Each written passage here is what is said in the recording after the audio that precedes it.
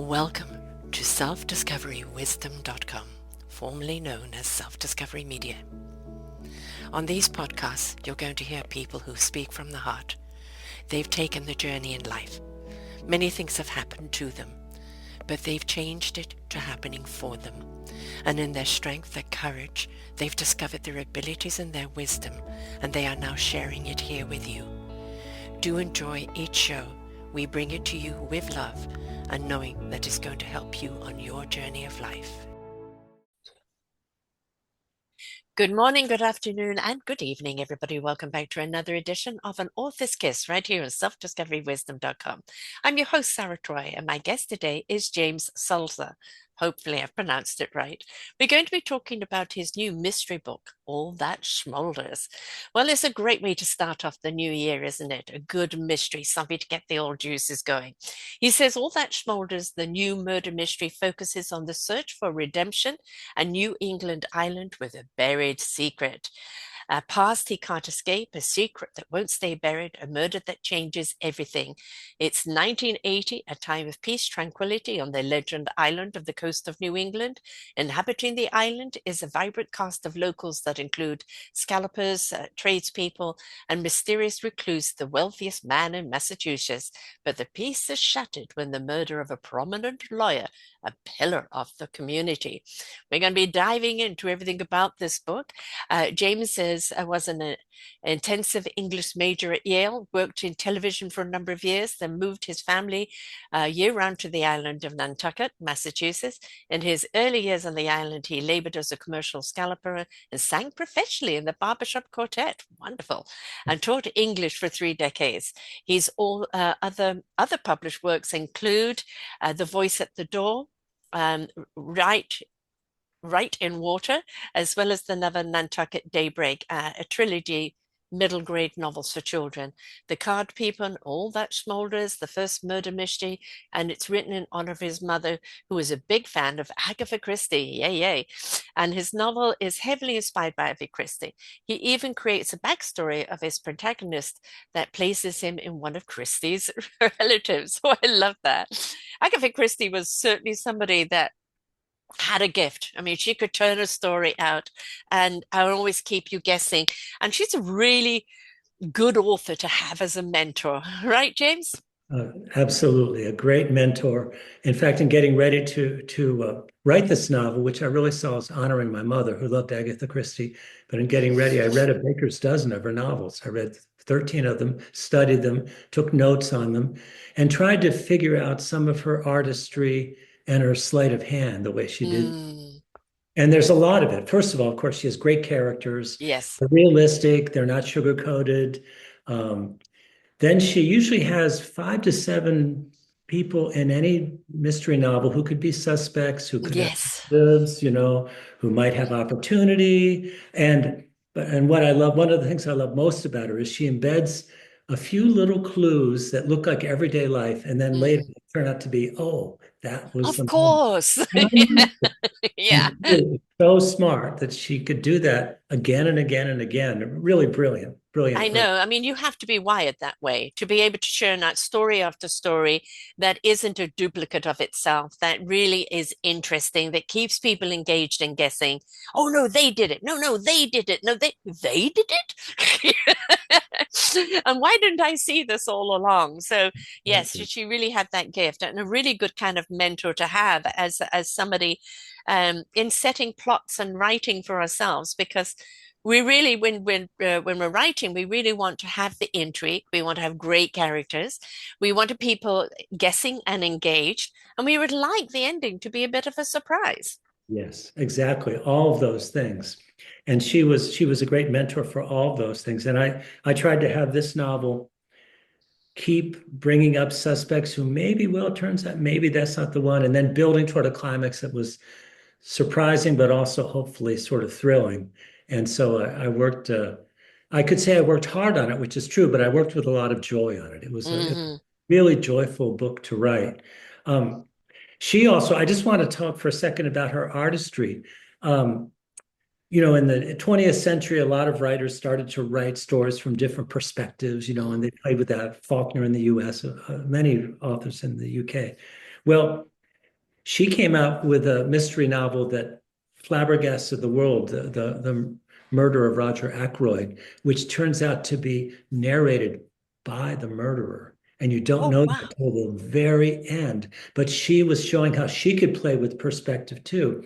And when you Mm, go back and reread that, as I did recently, you can see how all of his reactions that seem normal, you realize, oh, he knew since he had been the murderer that that was how he reacting for that reason. And she just had that brilliant three-dimensional yes. sense of people, which is fabulous. And the Poirot series, Oh, absolute. oh, yeah. And of course oh God, what was the name of the one actor that just encapsulated it? Yeah, yeah. What's Um, his name? Starts with an S. yes, yes, and He, it's gone blank, but he he was was the most fabulous, perfect, perfect Poirot. absolutely perfect. Yes, His apartment, the setting, the clothes, it never went over the top. It kept it very real. And I remember watching a documentary on him on how he embodied Poirot, how he saw Poirot being, and it's like he created Poirot in that character. Nobody's been able to do it like him since.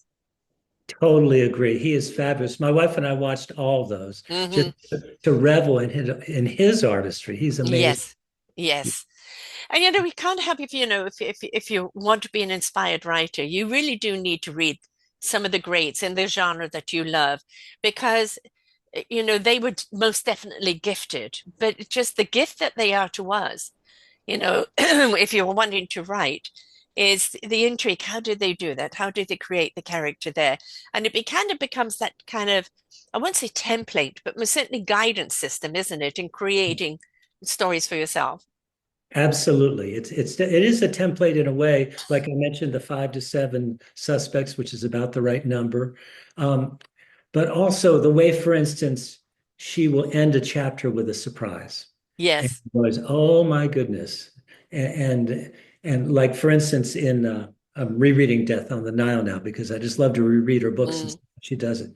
And so they figured out, oh, the pearls were stolen. And then yeah. at the very end of the chapter, Poirot tastes him in his mouth and says, "But these are not the real pearls." And Mm, everything gets complicated, even more yes. complicated. Yes. And She that's was what you want. You don't want things to be, oh, that's it, and it's flat. You want to think, oh, that's it. Oh, it isn't. And then it's a mystery all over again for the next chapter. absolutely. And Agatha Christie was famous for writing some of her mysteries in sort of closed environments, like Hmm. some of them happen on an island. Some, of Hmm. course, in the small town with Mrs. Marple. Uh, Yes. and I took that as an example and actually used our island of Nantucket, where Hmm. family and I have lived for 40 years. I use that as a kind of setting. It's not an exact transcription of Right. Nantucket, but it's a small island. And I know from living here that there are a number of qualities of islanders. One is they think they know everything about everyone, and they know a lot, but there are mysteries, there are secrets that they don't know. And Hmm. there's a tension and an intrigue between those two things, thinking you know everything and not knowing everything. And then also there's a number of people at different levels of society who are forced to interact on Hmm. an island. And so that brings up all sorts of interesting interactions between a very wealthy person, you know, Hmm. uh, The uh, reluctant character. yeah, yeah. So yes, that's right. So all that is I used her as an example and thought, okay, I can use our island. That's a Yeah, it'd proven be a now. great setting. I Yeah. was brought up with, masterpiece mysteries and things like that. I was brought up in England, and I've always been very, very drawn to murder mysteries. And, when you look at kind of the American way, very often it's shoot 'em up. There's 50,000 bodies left flat looking for the one person, and whereas you saw killings in a murder mystery because you've got to kind of have a death in order for there to be a resolve. But it isn't about the gratuitous of death, right? It's always kind of more the psychological that is Yeah, behind it, which is far more intriguing for me. absolutely. I totally agree with that. I didn't want to write one of those, violent American type novels. So I of course, hearkened back to Agatha Christie. But for me, what's interesting in a murder is, okay, what are the motives? Who are the people who would even consider this? Was it for money? Was it for Mm, love? For status?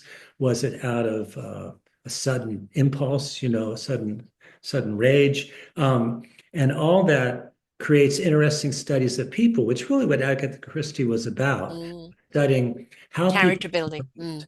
Yeah, and so when you're writing a mystery, I found that it lends itself well to creating characters, many of whom sprang out for me, sprang out of the computer in the course of writing it, because there's these different Mm. force lines almost in a mystery, these different levels of suspense and of suspicion and of motivation, and characters sort of fall along those lines and take their place within the story while viewing each other in certain ways too, which is fascinating. You want your characters to do, who's the goody, who's the baddie, what's the reaction going to be, and you can have that. But really, quite honestly, while you're writing, that's when they truly show their true character, isn't it? And do you find that those characters come alive and they're suddenly doing things and being things that, oh, I hadn't thought about that, but here it is on the page. Absolutely. I love when that happens. And I want to say that one of the reasons also, besides honoring my mother, I wanted to write a mystery was when I write, the story creates itself as it goes. And I thought, okay, here's my chance to really come up with a good outline ahead of time, plan it all out, which I'm sure Agatha Christie must have done. So I set up this whole structure.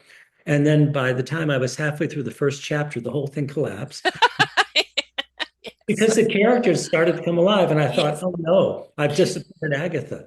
But Mhm. but come to find that she didn't always have it planned out either. In No. fact, I don't know if you've ever heard of Crooked House, which is one of her great mysteries.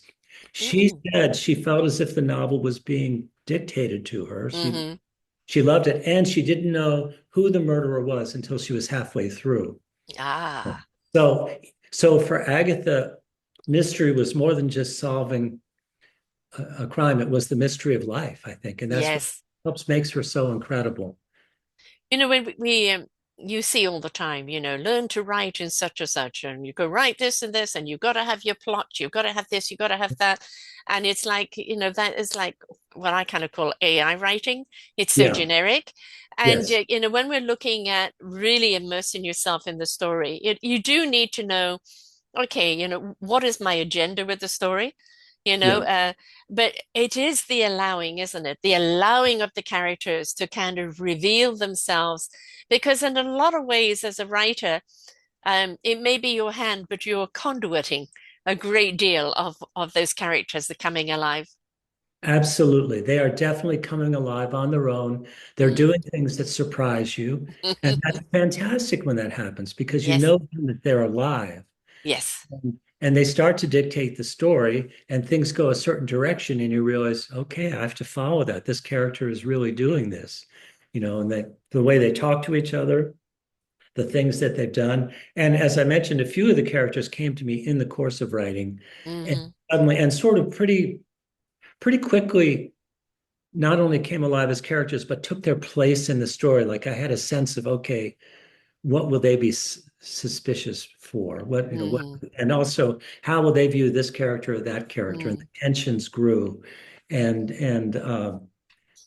some sides were formed on different sides and then dissolved, all that sort of thing. And it happened because the characters, just as you said, were alive and were Yeah. feeling themselves. I don't think people really understand that about authors. They think that they just got words in their head and they put it down on paper, and they don't realize this is like a living movie in your head, Yes, right? Or even a place that you are living in, and that yes. you are just translating to page. That's exactly right. And in fact, in starting a new novel, I always have a little trouble. I feel like I'm sort of tiptoeing at the edge of a big lake. And Hmm. so now I'm starting to write the sequel, but I'm doing that. I find I have to sort of sneak up on it an hour or two Hmm. a day, put my toe in the water, start to get a feel. And then I know with this novel, by the time I got to the second half, it was simply writing itself, which Yes. such a pleasure. Yeah. Such Have you ever had characters that you've either killed off of being in a situation that it had to be written that way, but it's made you very sad? Oh yes, yeah, that's for sure. And I think that's pretty common for fiction writers. Mm. And even with one of the deaths here, there was a well, I don't want to give away the story, but there's a sort of comical character, and he unfortunately, and actually honestly, this is another example. The protagonist, Peter Christie, goes to interview him. This is two-thirds of the way through the story. A lot's Mm. happening. they're talking on the lawn and suddenly he's shot dead. And I didn't know that was going to happen, but it made total sense in the story, this Hmm. writing itself. But I was sorry to see him go because I enjoyed writing him so much. Yeah. He had such unconsciously comic ways of talking and being and presenting himself, and then he was gone. Well, it's a discovery in yourself of your own comic, Yeah, personas that maybe you didn't know. I think that's also, yes, you're a conduit, but yes, the characters come alive. But you've got to remember they're coming alive within you from very much drawn from life experience, right? absolutely. From people you've met, or even triggering something like your own comedic abilities that maybe you didn't even know you had, right? Exactly right. Yeah. And I did then. Oh, I wanted to say before I go into the main character a little bit, I wanted to say that in a nod to Agatha Christie and to sort of channel her brilliance, I set it up that Peter Christie, the protagonist, that Agatha Christie is his great great aunt. Yeah. And the novel traces that, of course, it's through a fictional brother, and I mentioned that in the foreword that this is, this exists in the fictional world, not a real, great great nephew of Agatha. But I did that because I wanted to show not only how he is related in cleverness and maybe sometimes sneakiness to Agatha, but also in another trait, which is that he has come to this island for a start over. He's sort of fleeing his life. His wife has left him. He's lost his job at a major newspaper. He's dealing with some trauma from his youth that he's really just starting to remember. And so he's fleeing in a way. Well, as he looks into his great great aunt's life, he finds that there was a time when Agatha Christie, too, had to flee her life. Yes. And Yes. That of whole course, missing gap period, yes, right? that whole missing Yeah. gap thing, Yeah. yes. And of course, she eventually was found. She came back. They got the divorce because her husband, was Hmm. interested in someone else. They got divorced. She went on a trip, met her second husband, which Hmm. yes was very happy marriage all the way through. But she was fleeing, and then she came back and moved her life on and did her greatest writing after that. Right. And It's amazing sometimes, what real love will do. If you feel comfortable in your real love, it kind of gives you that liberty and freedom to really be able to express yourself in your writing. oh, that's exactly right. And I feel very fortunate. My wife Barbara and I have been married 46 years now, and Bravo. and definitely her support and love all along has really made it possible for me to, I think, to be who I am and also to write as I am. Do you kind of run characters by her, you know? I mention them, but I rather more save it so she can take it all in at the end because I think, Right. Yeah. So you don't want her I to mean, kind of, it's either yeah. one or the other. Yeah, there are Right. some My writers who, brother is an author, and like when I'm with him, or often when he's writing a book, he'll send me, the rough draft, and I'll read it and make comments, etc., on it. And for him, it's much the same process. He loves murder mysteries. He also wrote for quite a while a lot of youth genre and multi-dimensional and different worlds and things like that, but always with a baseline and reality of Earth. yeah, And he would send me stuff to read, and I'd make a comment, see it from a different perspective, which I loved doing. oh, And yes, uh, and for him, he is compelled to write. Like unfortunately, he's not on social media. He's not good at promoting himself, but he's really, for him, writing is a source of expression that he's always wanted to do. So have you found that that's been with you, that you are compelled to write? It's like where you kind of come alive. yes, definitely so. Um, we have a shed, a nice old shed in the backyard, and I go back there and I write, and that is a special place and a special time for me. And even there, in the times when I wasn't getting things published, I was still writing almost every Yeah. day because it wasn't just I needed to, but I wanted to. And Yes. and It's where the need and the want become merged together. absolutely right. Yeah, it's one thing, and it's just a way of, well, it's more than self-expression. It's a way of being almost. You know what I Yes. yeah.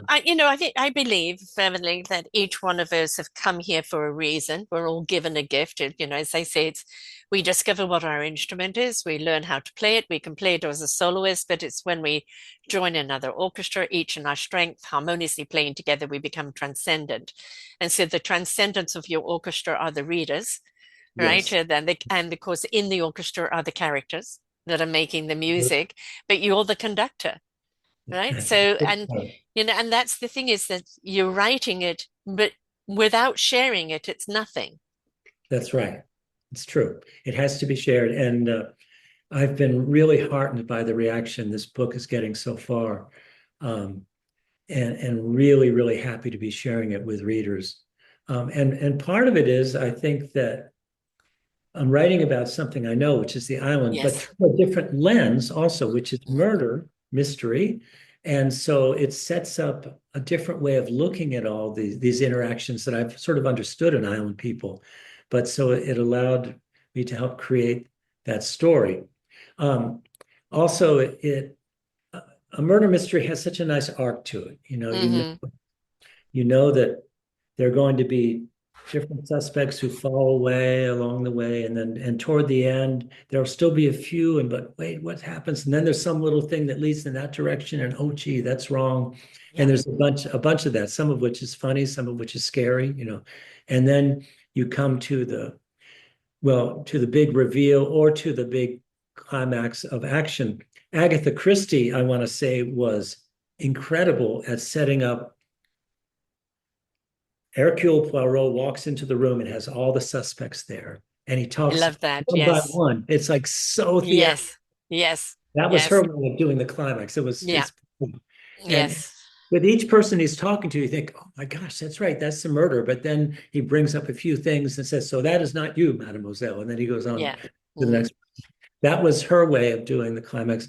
In this book, there's some of that, but it's more.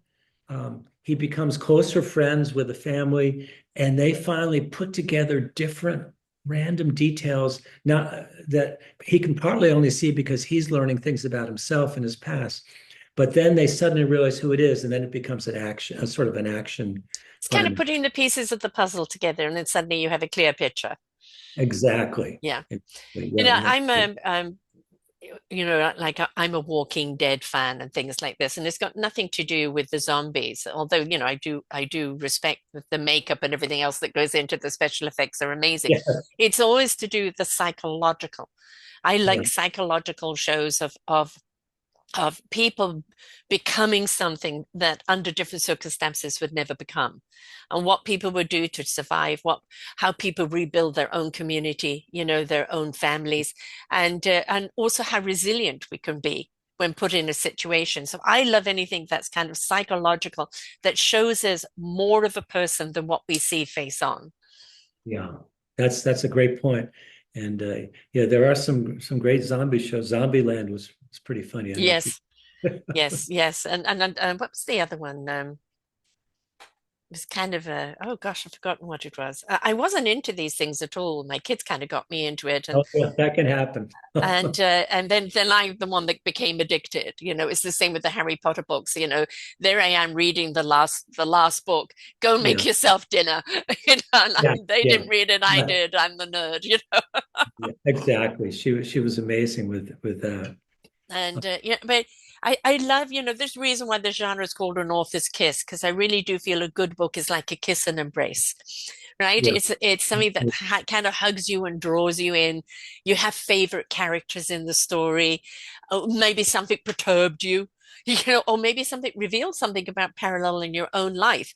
But it is something that keeps on giving. That's why I'm always saying to people, gift books, Christmas, holidays, birthdays, etc., gift books, because they are a gift that keeps on giving, and they give in so many multiple ways. Because there's always something that you read in a book, even if it's a murder mystery or this and that. Go, ooh, that person, a lot like me. Or what would yeah, I do in that situation? Oh God, I wish I could have the same courage as that person. yeah. And you kind of end up having a dialogue with the book. Yeah. It's interesting because some of my readers have said that they especially think the women characters are strong and different from each other and independent, which of course I loved Mm, hearing. That's not always easy for a male author. But one in particular, two of my two women friends who read it loved a 12-year-old girl who's, we would say now, is on the spectrum. hmm Back then they didn't use that term, and they didn't even use Right. Asperger's. They said she's different. And so that's how they say, well, she's different. But the way she thinks about the characters, very intellectual in a way, without the emotion that Hmm. most people have. But the way she is also socially awkward and yet is trying hard to do well and also is trying to help to solve the mystery.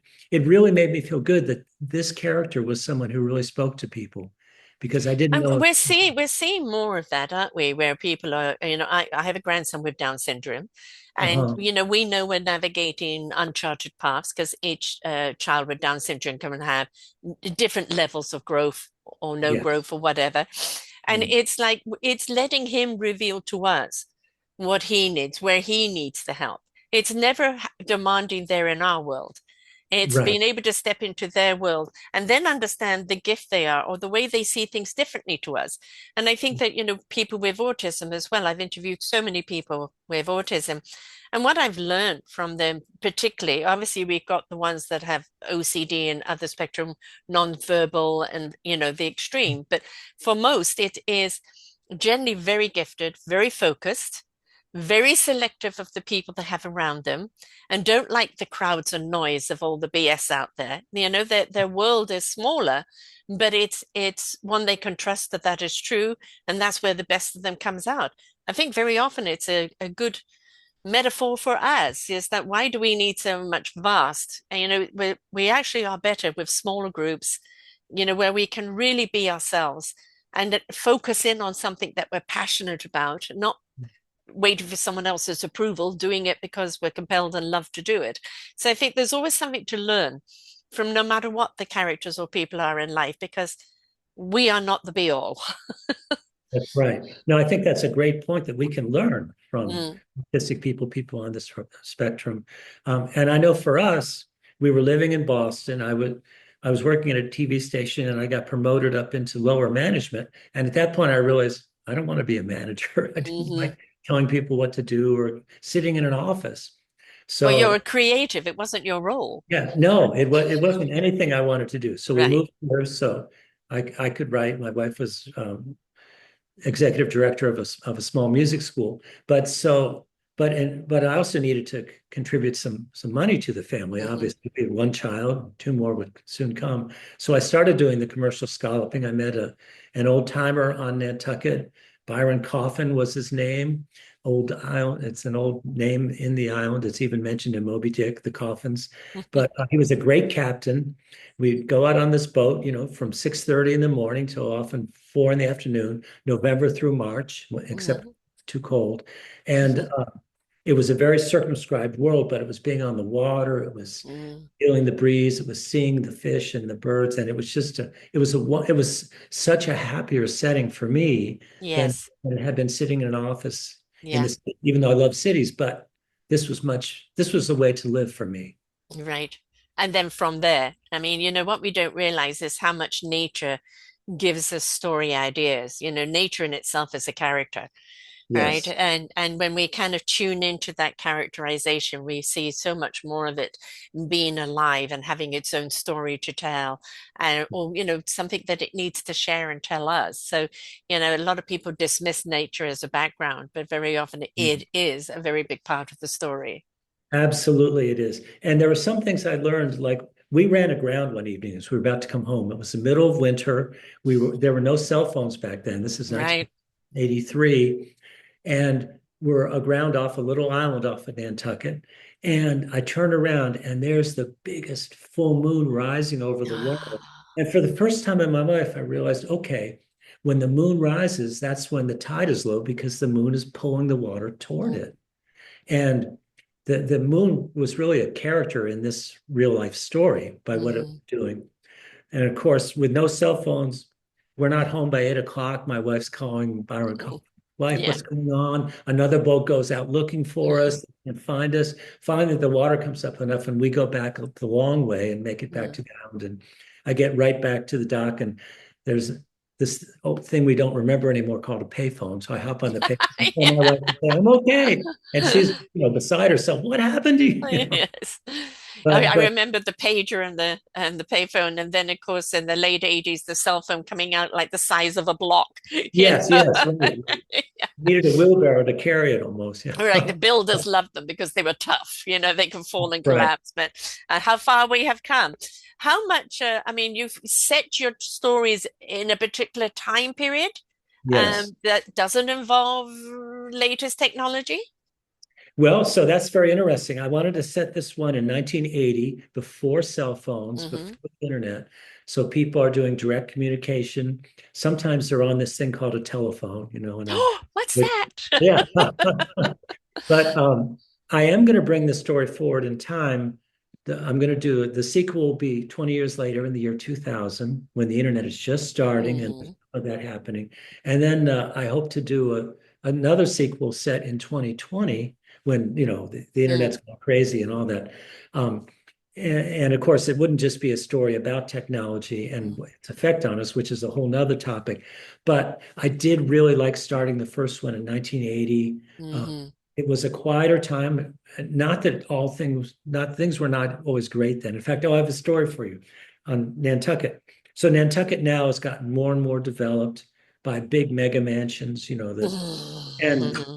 okay, but there's still a lot of open land. It's still a beautiful place. But when we moved there in 1980, the most popular bumper sticker, and it was on the back of all the old pickup trucks on the island, said, "It used to be nice on Nantucket."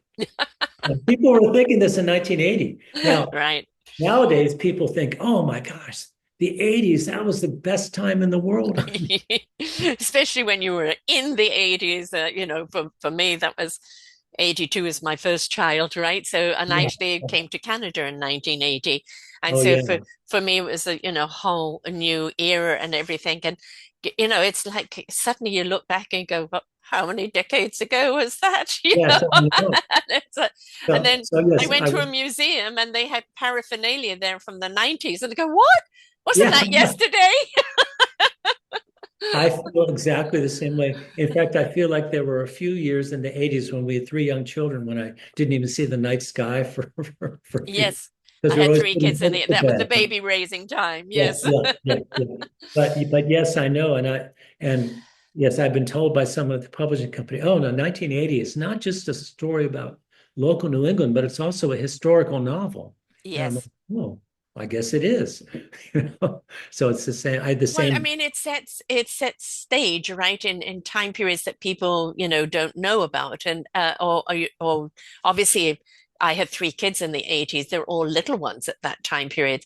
So they don't necessarily have you know, memory of it whatsoever, but this was their era that they were brought up in. All right. And it's, and for us, yes, of course, baby making time, kid rearing time, everything is around the kids and Yeah. neon clothes, which I used to love because I could see the kids. All Oh yeah. right.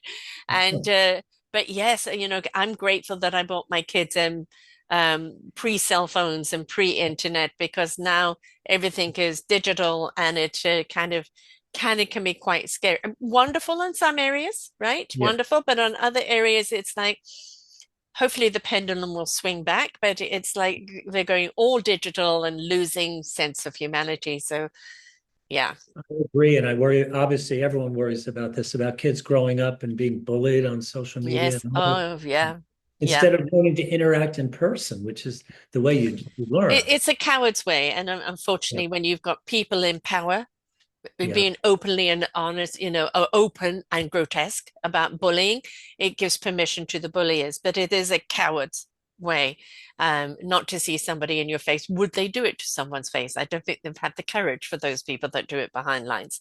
Yeah. And, Yeah. and it's, we see a lot of novels today and authors today, which would be interesting to see your 2000 and your 20 of the impact that this type of thing is happening because, it's, we lose a great deal of ourselves. We gain some opportunity on the other, but we have to. I really kind of think that the internet, and we couldn't be doing the show without it, right? And Sure. AI, which is what I look at as human collective intelligence, delivered artificially, but human collective intelligence, Yeah. is now dictating our path forward.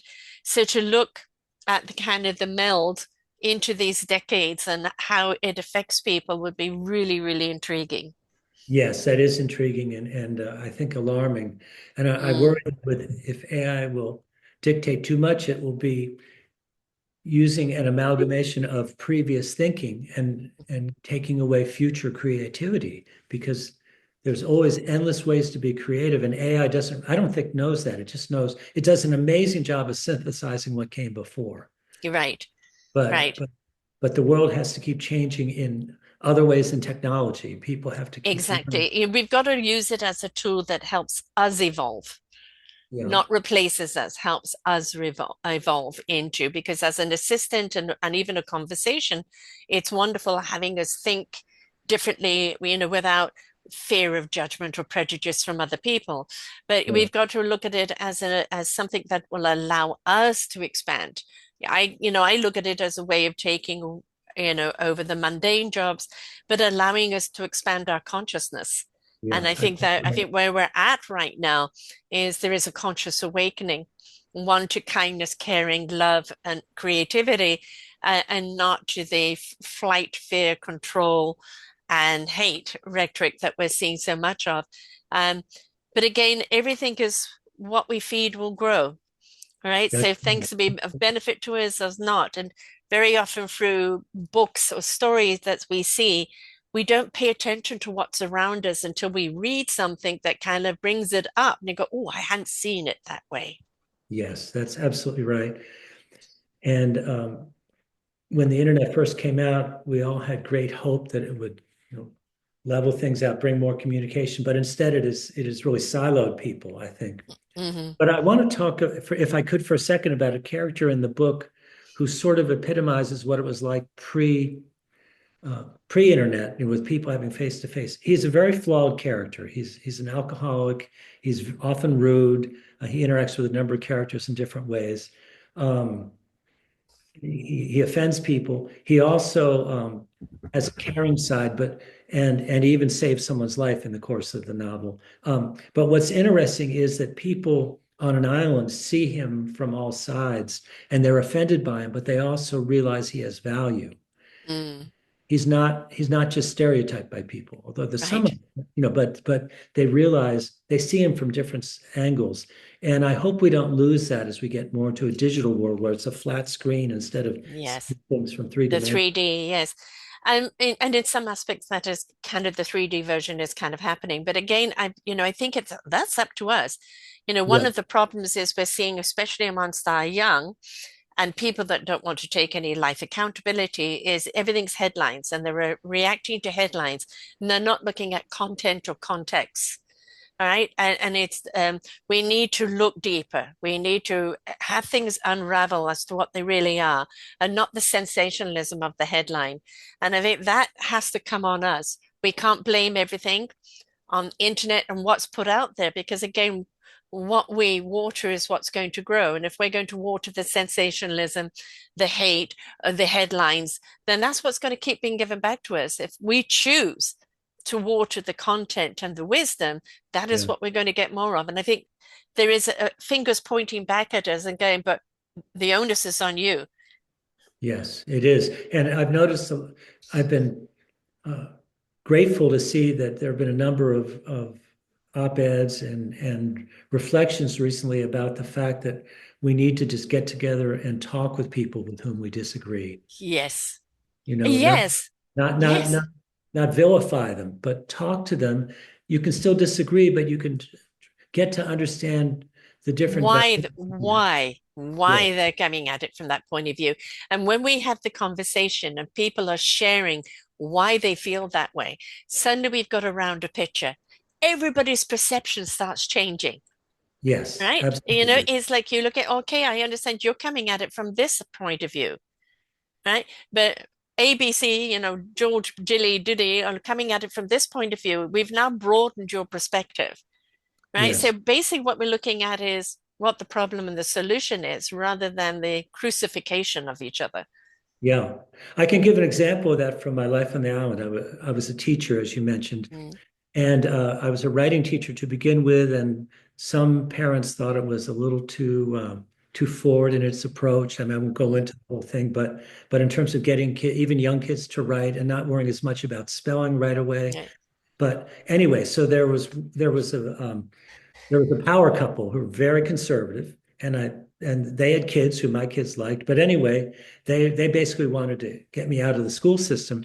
But the year went on, and I was coaching Little League baseball, and the other guy was coaching Little League baseball, and we became sort of friends as coaches. Mm-hmm. And I think he began to see, oh, this guy doesn't have horns, and what he's trying to do. Oh, my daughter just wrote this wonderful story, and oh, yes, she is learning to spell. But what I'm Yes. saying is, by having interactions, Yes.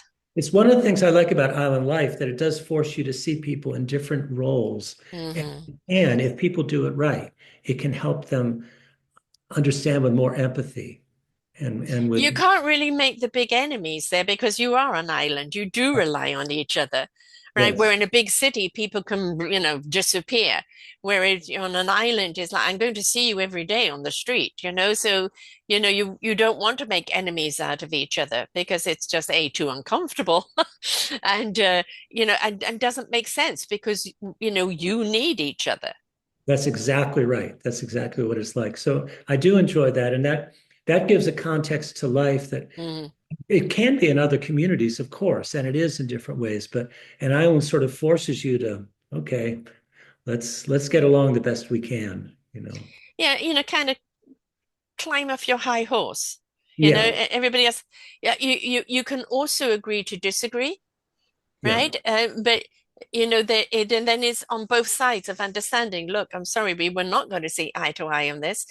But that's this subject. What about everything else around us? We agree that we want our community to thrive, that we'll be there for each other, ba ba ba ba ba ba.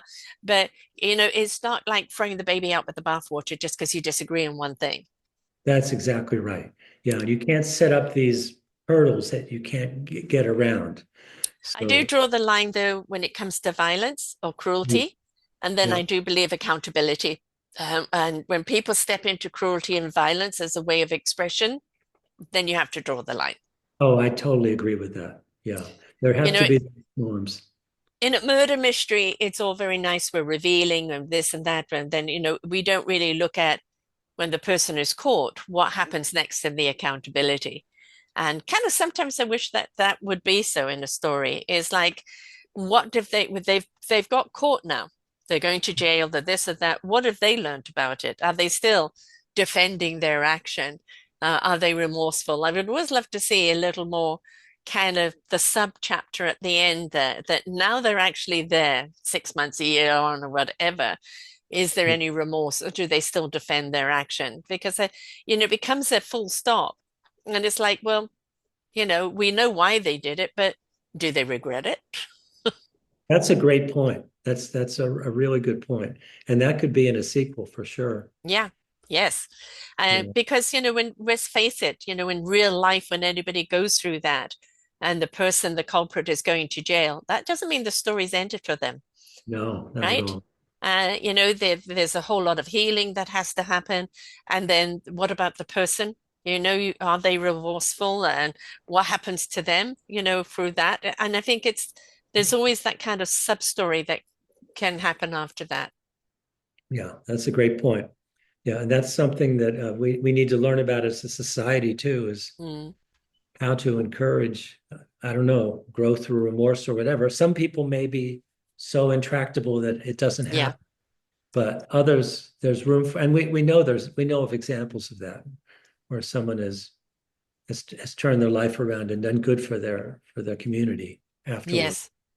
Yes. And but there's also then the big thing of forgiveness, Yeah, right. and if we don't forgive, it chews us up. So Yeah, forgiving doesn't mean condoning, that's right? You don't exactly condone the action, but you forgive because if you don't, you're going to become a prisoner of it. that's exactly right.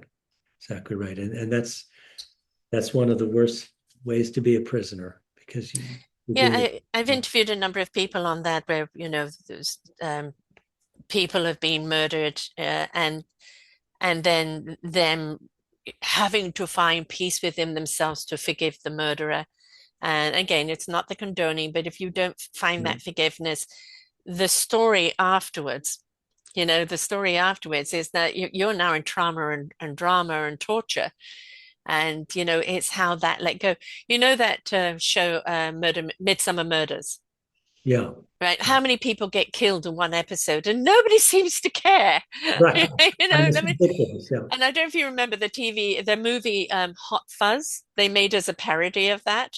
Oh, no, I don't know that. Okay, if you can find it, get it. And Because, basically, they did a parody of that with all these murders going on, and this one cop that's doing too good a job in London. They send him to the country because he's showing all the other cops up, oh, and yeah. it's like him aligning with somebody, and it's Steve Simon Pegg, Oh, who's yeah. hilarious, and but it also kind of summarizes the Midsummer Murders.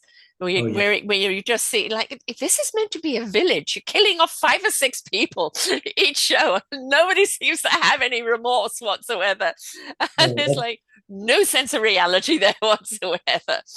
So, no, no, no, because they get caught up in the excitement of the murder, which is not good. exactly. But one of the interesting things about murder mysteries and writing one is that you're looking at characters' motivations, The and why.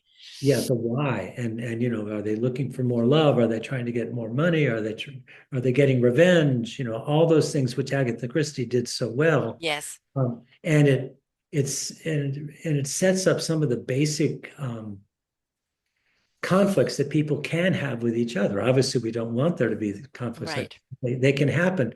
And in a murder mystery, you're dealing with all those. And hopefully, it's that um, tapestry of conflicts that's more interesting than having a bunch of murders, which are, weightless. And Exactly, exactly. Because it's like, well, why did they do it in the first place? Especially when when it's revealed it's that person and go, what? I didn't expect that. yeah, Why would they do it? And yeah, like, there's an explanation, da da da da da da, but really, why did they do it? yeah, And it's wanting to know what happened that brought this person to this place that they yes, thought it was okay to do. yes, exactly. And that's what in almost all her books Agatha Christie was great at. There I can't remember them right now, but there were a couple I read where at the end, oh, it turns out so and so's a murderer because of such and such that we didn't know. And Yeah. it's yeah, I don't know. That doesn't quite convince me. Whereas in most of the books, if you looked deeper, you would have seen, oh, that's what's happening in that person's mind, or Mm, that's what's happening in that relation between those two people behind the scenes. And she gave you hints of that, and yeah. figure it out. She's so good at misdirection as well. Oh, yeah, she's great at that. Yeah. Yeah, And we want the misdirection. We we don't want do. we do not want anything linear. We want No, the cha-cha-cha and the twist and shout. We want to go down that and like, oh, I know who it is. Oh, it isn't them, you know? yeah. And then, well, it must be, oh no, it's not that person either. We want that because that's what keeps us turning the page over and over. Yes, exactly. And I really tried to learn from her in writing this mystery how she did that. Some of the Mm. ways that she did that, and she had so many ways to do it. That And without kind of the foundation of the place, the community, the foundation of the arena. The characters lose something, don't they? yes, Like she did it in a village, or it would happen in a house, or on the River Nile on the boat. It is always that this is the stage, the base storyline from which everything else to springboard from. And you yes, needed that because it housed the story. yes. It houses the story, and also it's almost like a context in a way. Yeah, As a context tells you more about a character's actions, so the place tells you more about the community. And yeah. if they're all in that together, there's I use the word tapestry, but they're a Mm, tapestry of all these people. mm, And certain strands are pulling apart in different ways, and as a reader, you're trying to understand why. And of course, a really good mystery writer and a great one like Agatha Christie will misdirect you because yes. that's part of the fun. Yes, that's part of the plot. That's a bit, it's inviting you to solve the puzzle. And Yeah. that's what makes it exciting. Have there been any kind of murder mystery movies other than Agatha Christie that's kind of, always excited you? Oh, I'm not. I've loved seeing the Agatha Christie redos, but I'm not that big on the movies. Can you think? I mean, I love the first Knives Out, I have to say. Yes. Oh, yes. That was a Yes. ride. The Yeah. second one, not as There's a much. third one now, which is I know I coming haven't in. seen it. I want to see it Yes, because I'm going to see it. Yes. I've heard My it's brother probably said it was better than the good. second. Yeah. Yeah, but the first one I thought was just charming. Yeah. So And so character driven. oh yes, And that's what absolutely. we want, right? If we don't buy the characters, we're not going to buy the plot. Yeah, no, not at all. Not at all. The second one had some great actors doing some great things, but the plot, the script itself, the plot Yeah. was a little too much, a little too Yes. fraught. But the And third I one, think, yeah. yeah. So that's one example. Do you have any murder? Oh, yeah. I mean, like, I'm probably going back. I mean, I loved back in the day, like Danger Man. I loved Oh, The Saint. Growing up with all of those, but like, a whodunit movie. Well, yeah, the Onion one as well, but I don't know, I've gone blank on it right now. But yeah. I do love kind of stuff that's set more historically. Yes. With, because I do find there are some kind of shows that come out integrating modern technology that is still driven by the plot, Yes. right? Right. And still driven by the characters. And these, gosh, I'm going blank on the name right now, but there's a few of them that are very good where, they've made them into series and every episode is more character driven. Will he be found out?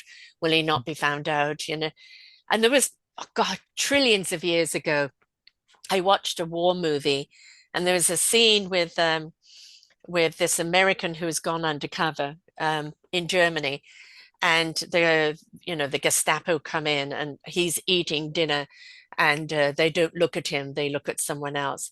And then he lets his guard down and he starts eating his food like an American.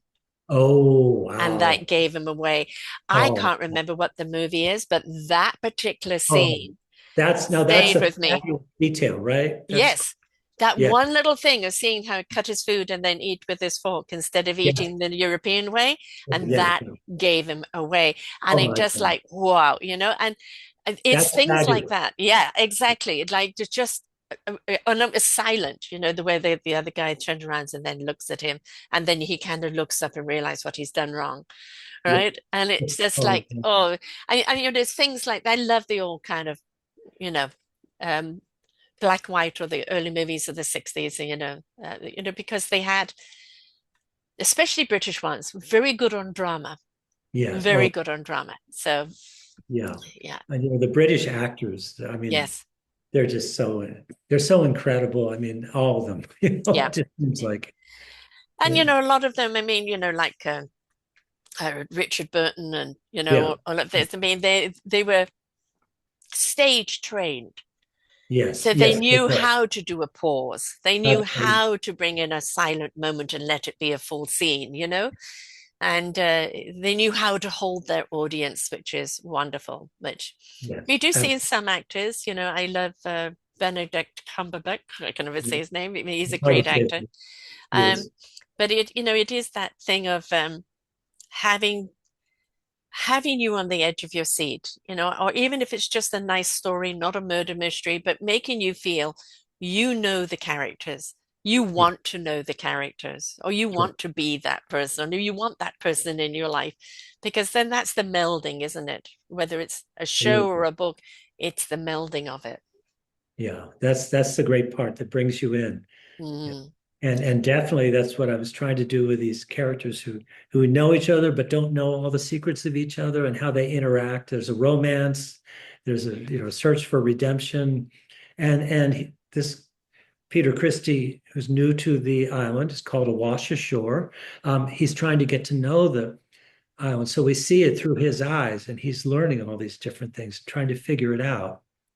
And we've And also got to know that anybody new in a small area is always kind of conceived to be the enemy until they're embraced as one of them. And so absolutely, that is that the membrane they've got to break through to be a part of yes. the community. So And that's for real. That's really for yes, real. absolutely. Yeah. Yeah. Yeah. So are you in the process of writing the second book?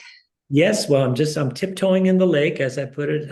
The second one, this one was called All That Smolders. The new one will be called 20 years later, is called All That Matters. Mm. It'll also have some poetry in it as clues, as this one does. All That Smolders is actually from a mysterious poem that's left in the pocket of a murder victim.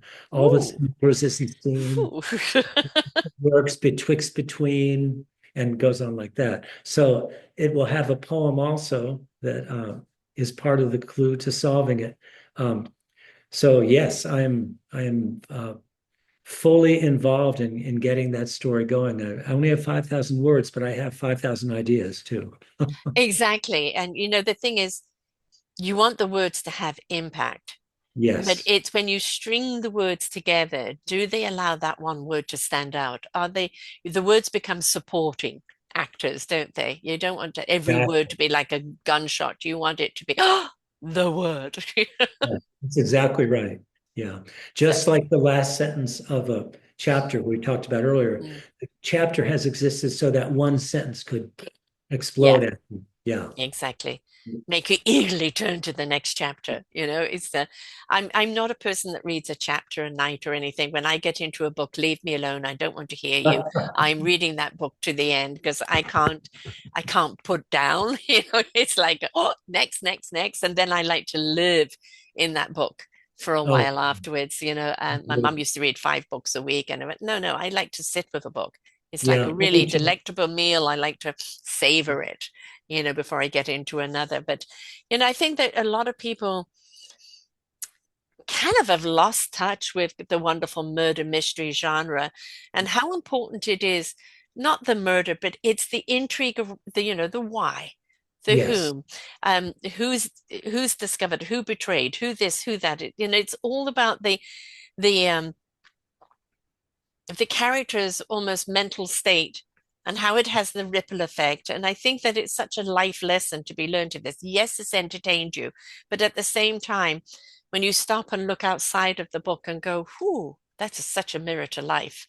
It yeah. makes you look at life differently. Makes you look at it from those characters, and you start looking at other people as different type of characters and I think that's pause for reflection, which is very needed. So I don't want people to lose this genre. It's so very important I um, totally to agree. to how it stays with you and how it helps you look at life in a different way. Absolutely. Very well put. Yeah. Got to keep the mystery alive, right? That's it. Absolutely. We don't want to know everything. Part of it, life is the discovery Oh, along it the is. way, not Yeah. not not the end result, because you actually are missing the point. The whole thing about a book and finding out who done it is the journey. And that is, Absolutely. life's journey, which is what we need to experience and not be in a rush to get to the destination. Absolutely. A good mystery is like life. I love that Yes. you're putting it that way. Yeah. So, where do people buy the book? How do they get hold of you? If they want to have a conversation or book you for a speaking, where does that all happen? Well, oh, thank you. Well, first, so I have a author's website. My name is James Sulzer, so it's jamessulzerauthor.com. And Sulzer is Sulzer, folks. Yes, Sulzer, no T in there. And yes, and so they can certainly get to me there. There's a email there they can use.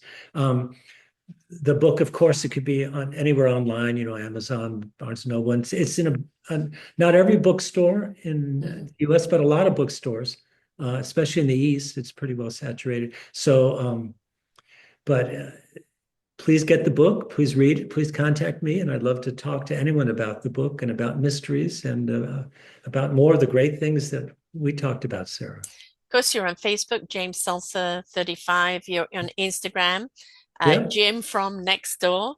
Yes. You've got a YouTube channel, which you can find from the site, which again is jamessalsaauthor.com. And, one of the things that we like to hear back, as authors is, what did it do for you? Which character spoke to you? Do you have Yeah. any questions? It isn't ego driven, it's inquiring. What impact did it have? Because that's why we write, is like, did it have an effect? But it also helps you in the writing of the next book of which characters really stood out for people. Absolutely. So it's also just consideration for the person that's put all that time and effort into writing the book to let them know how you feel about it. Courtesy, That is, folks. and it's also consideration to the reader who has invested Yeah. a lot of time to read it carefully. So thank you to readers. Yes. And like places like Facebook and Instagram where you can form a dialogue with people. Oh, Yeah. I loved this chapter. Don't give things away, but I loved this chapter. Or I love this character. Oh, my favorite character is this and that. And form a dialogue. This is why we people have book clubs is to share what they've got out of the book. And so you can have it either as your book club or get together with a bunch of friends, read the book and go, oh, what about this chapter? What about this character? What about this person? And keep it alive, right? How does it mirror your life 100%. too? Hopefully not in a murder. Thank you. Excellent. So to remind you folks, James Sulzer, Sulzer, author.com.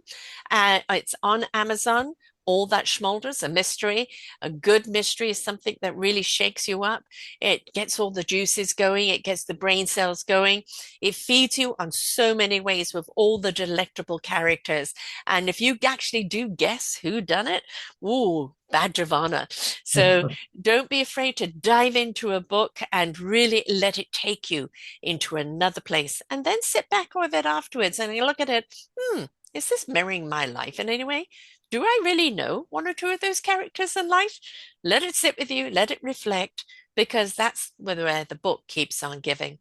So thank you so much for sharing here today, James. Thank you so much, Sarah. And may 2026 be good to all of you. Read, read, read. Let the books teach you something. And don't be afraid to actually maybe start writing for yourself because you never know what story lies within you. Until next time, folks, bye for now. We hope that you enjoyed the show. There are so many more for you here on selfdiscoverywisdom.com.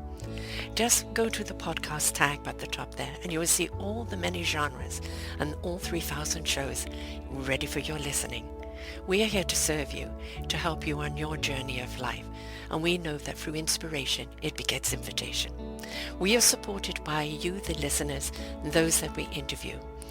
Anything that you can spare us in donation would be greatly accepted, and we do hope that you enjoy the next show.